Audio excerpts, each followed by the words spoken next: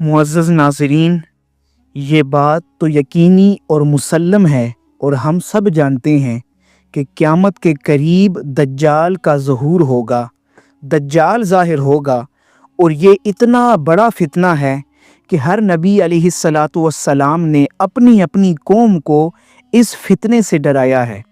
حضرات محترم، دجال شام اور عراق کے درمیان جو ریگستانی علاقہ ہے وہاں سب سے پہلے ظاہر ہوگا۔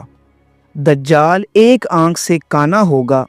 اور اس کی دونوں آنکھوں کے درمیان کافر لکھا ہوا ہوگا، لیکن یہ لفظ ہر ایک کو نظر نہیں آئے گا، صرف جو ایمان والے اور طاقتور ایمان والے ہوں گے صرف انہیں کافر کا لفظ نظر آئے گا۔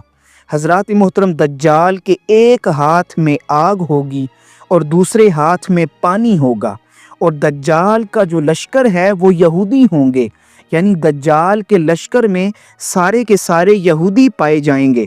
اور دجال سب سے پہلے تو نبوت کا دعویٰ کرے گا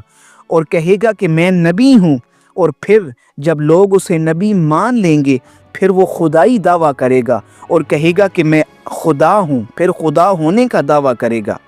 حضرات محترم، دجال مکہ اور مدینہ میں داخل نہیں ہو سکے گا۔ حضرت عیسیٰ علیہ السلام کا جب نزول ہوگا تو وہ دجال کے خلاف جہاد کریں گے